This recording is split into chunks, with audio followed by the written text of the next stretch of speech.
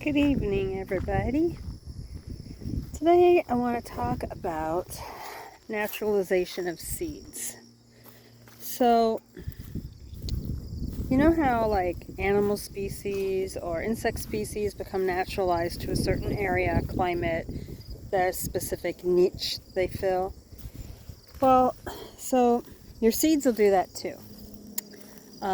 When I was doing my Master Gardener, one of the presentations I attended was about naturalization of seeds and how within 5 years, if you can save the seeds for things that you grow in your garden. Hello, Marcel. There's my mouser. Look at him. The other day I was out here and he jumped on my back.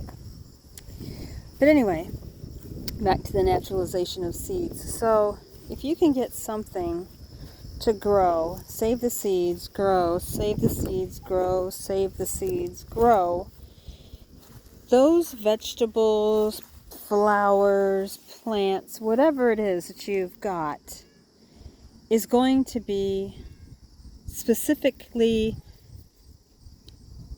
engineered, I guess, or adaptable to your property, to the location where you're growing them, to the climate, to the humidity, to the amount of rainfall, to your soil even, which is, talk about a bonus, hey, to have something that you know is going to grow well in your soil that, you know, yeah, sure, it might grow better the next year with the right amendments, but that it's all set up for where you're going to be growing because it's already grown there.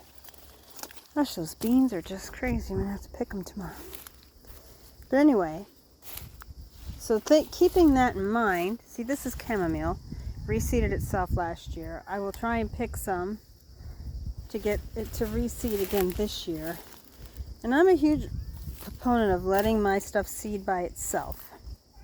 It's easier, and yeah, I know everything looks overgrown out here, but there's food. There's my parsley, which is doing well. There's pumpkins, onions. Those onions are huge. I can't remember if those were the Walla Wallas. I've never grown Walla Wallas. More parsley, a different type of parsley. That's the one kind. There's some more pumpkin. There's the provider beans I posted in a video last week. There's the tomatoes. Sorry about that. Phoebe's our little terrier, and she doesn't listen, and she wants to come out here, and she'll pretend she's going to stay with me. So her dad will leave her with me, and then I turn around, and she's long gone. I mean, she goes over to the neighbor, she goes down the road. She just doesn't listen. She's a bad dog. She's a bad dog, let me tell you. This is Burdock. I was just watching a YouTuber. He's a herbalist, veterinarian doctor, and he was saying this burdock, see, this is the burdock. This plant's really old. I wouldn't want to use this one, but I guess that the roots are really, really good for liver and to flush your system, which is funny because my father just went to the hospital with kidney stones today, so I'm sure there's some around that are younger, so I'll dig it up and I'll find the root and figure out the dosage and start giving him stuff that will help him. So the seeds, back to the seeds that we were talking about. So your seeds, so if you want to grow stuff, I always said it, I'm a lazy farmer. I like stuff go to seed that I don't have to worry about. So here's some, put my glasses back on, they just fell off my face. Just gotta push them on top of my head and then they get all stretched out. This right here. Do you see that? See all the seeds that are going to be in that? It's almost time for me to pick this and hang it to dry. I think I could. It looks like it's all been pollinated. And that, see how this one's all closed? Let's see if I can get it in there so you can see it. There you go. Let's see how they're closed. And you can almost see where there's going to be seeds inside, like it's a capsule. And when they bloom, they look more like this one. If you can see how there's flowers at the bottom. Let's see if I can turn it on its side a little bit. See how they're flowers and they're open? Once they're pollinated, then you'll be able to tell just by looking at them. And then I'll come out. I like to dry them upside down inside a paper bag. That way when the seeds come out and they fall, all you have to do is stick them in there. So these onions actually grew from last year's onions. So I got 1, 2, 3, 4, there's a 5th one over there that I'm hoping to get seed from, and then next year I can just plant the seed. I could probably plant it this fall if I cleared out a row, dried it enough to put it in the ground, and then let the winter do what it's going to do, let winter work its magic. But I think I will save it to start the seeds later. I came in here to see if I have any tomatoes. Oh, there we go. There's some cherry tomatoes. And it's interesting because these should be my sun gold.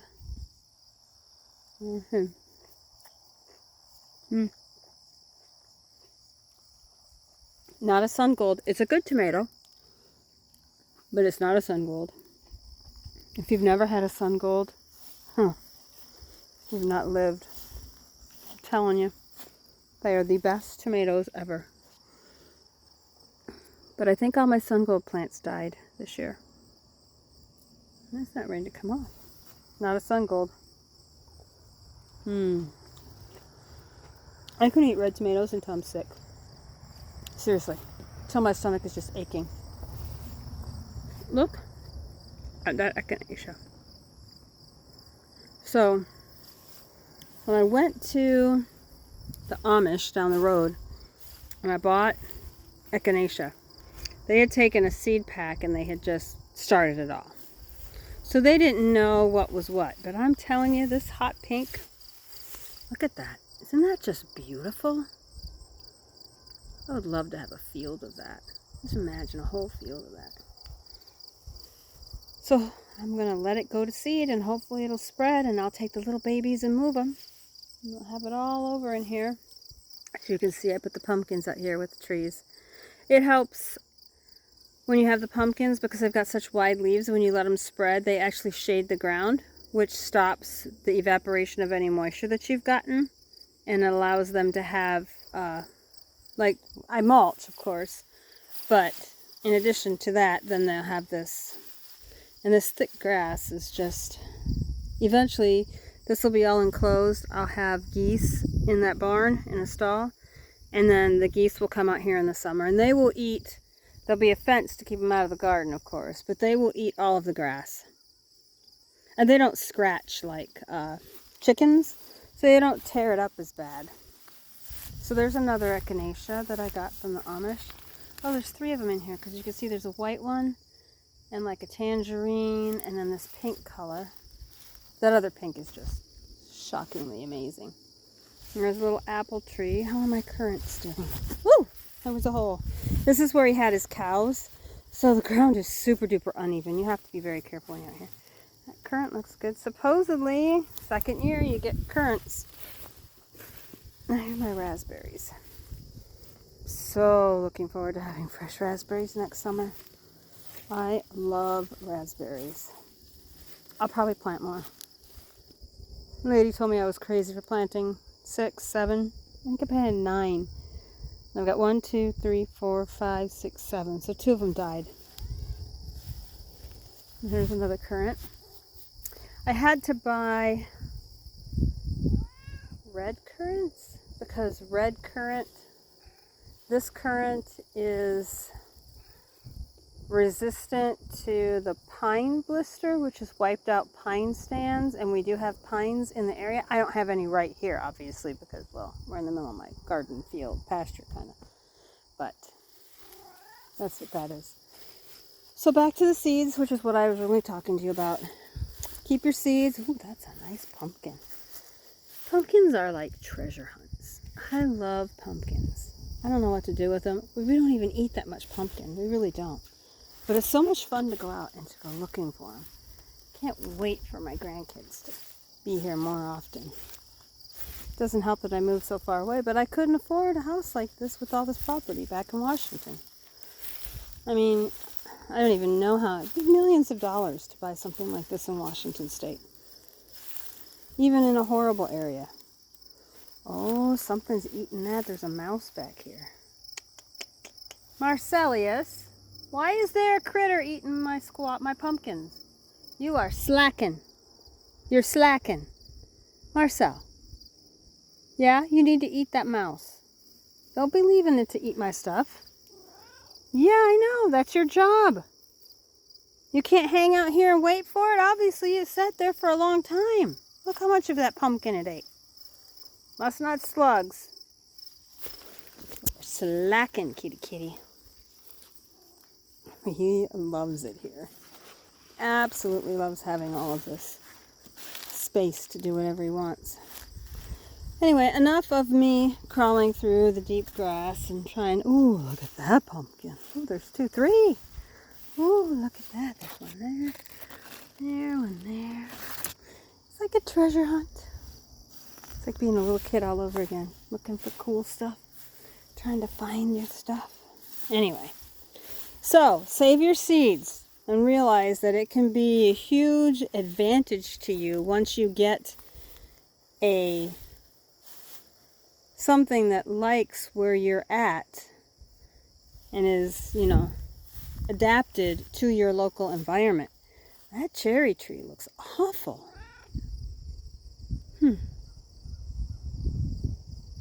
That's not good. You have to water it in the morning. Blueberries are already turning red. Oh, that one's got new growth. That's good. Sow your seeds. Sorry, keep getting distracted. It's my ADD kicking in. It's towards the end of the day. It's been a very long week. We had teacher training Monday, Tuesday, Wednesday, and today I set up, because I don't have a classroom, I have a cart at one school and 3 big lockers. Not like lockers like high school lockers, but lockers like, more like a cabinet. The metal ones that open up that have 2 sides. So I have 3 of those and a cart. And that's for kindergarten, 1st grade. And then 2nd, 3rd, and 4th are in a totally different school where I share a classroom with the art teacher. So I have a desk in the corner. And then I've got like half of one wall of cubbies or underneath the counter. And then I have a another big closet, which is, I should take a video of the closet because it's really cool. So you like open the doors and you open it and they're like closet doors that have the hinge in the middle, except for they fold out and then they fold against the wall, so you can open them all the way up. It's a huge closet. It's such a cool old school. I just love the coolness of it. So again, these are naturalized. So the dill was naturalized from last year, and the brown stuff I'm letting it go to seed, and I'll just pull out what I don't want to use next year. I thought those were asters there. They look like asters at first, but now they don't. I still have to make my pesto. Rutabaga, black radish, that all went to seed, which I'm fine with. The lettuce I'm letting go to seed over there. Some of those tomatoes came back from last year, which is why they don't taste like Sun Gold, because Sun Gold is a hybrid. And that's the thing when you don't have an heirloom, that your seed you're saving, that every year it can come back differently because it's genetically modified to be a certain way, and that's why they can charge more money, but they don't always come back the same. I mean, it's a good tomato, it's a good cherry tomato, don't get me wrong, but it's not my Sun Gold. And I love my Sun Gold. I think my Sun Gold might be way down there. I thought I had some that made it. We'll see. But normally we've had such a cool, like today our high was 73 and cloudy. Look, tomatoes don't like 73. They like 80 and 90. Although, was it last Thursday?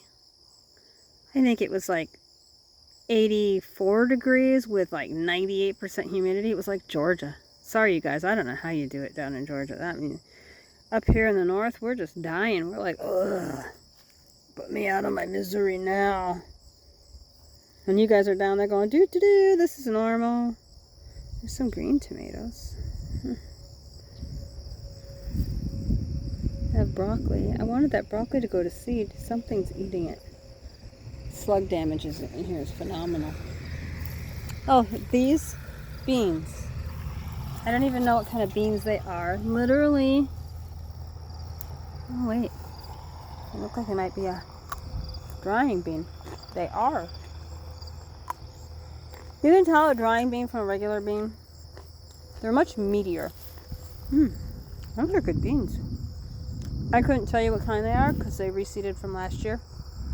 So, I don't remember what kind of beans I had there. Peppers. Not hot enough this year. And a couple little jalapenos. Now, if we continue to have a winter like we had last winter, where fall lasted until November, then I might be able to get some of these peppers. But not until then. And those are some sort of little, not habanero maybe? I don't know. I don't eat that kind of stuff, but I bought some because I like to make pickled eggs with some hot pepper in it.